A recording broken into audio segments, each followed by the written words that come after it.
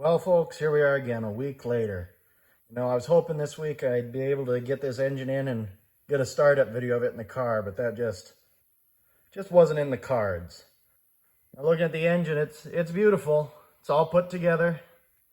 Got the new fuel pump, got an oil filter, got the new water pump put on, oil pan, front sump, got the manifolds put on.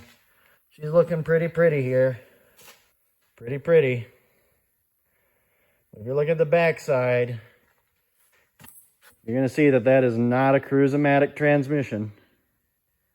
Nope, that's the Mile-O-Matic that originally came out of the Edsel. 2-speed. Not really going to stay on here. Got a little other plan to use, but put it on here because I had a little bit of a mishap. Wasn't being careful. See, I started to put the Cruise-O-Matic on this, and I was getting a little bit of resistance from the bell housing. So I took it off. I took off the bell housing. I took off the whole transmission from the motor. It just wasn't quite lining up right. The torque converter and everything, torque converter bolts were all lined up with the flywheel. That wasn't the problem. I couldn't see what was going on. So I took the transmission off and I set it up. And then once you know it, I went to adjust the motor and this happened. It was just devastating.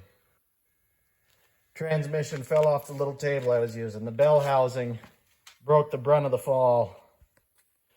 Tail shaft casing wasn't so lucky either. Chipped off an ear, cracked around the other one. So that was my travesty for Saturday, was that I knocked over my rebuilt transmission and broke the bell housing and the tail shaft casing. Luckily, I got another Cruise-O-Matic I can borrow the parts for. So before this engine gets put back in the car, that Mile-O-Matic's going to come off. Now, I have to think that the Mile-O-Matic's good, but I don't know. It hasn't been tested. But I know this Cruise-O-Matic had been rebuilt before the car that it was in was parked. And because of my dumb blunder, because I had to knock it over, it broke. Now, the reason I had to take it off, why it wasn't lining up right, this 360 came out of a truck with a manual transmission. Want to take any guesses as to what I forgot? What I didn't realize, what I didn't know at the time? What I had to learn the hard way? Didn't take the pilot shaft bushing out of the crankshaft.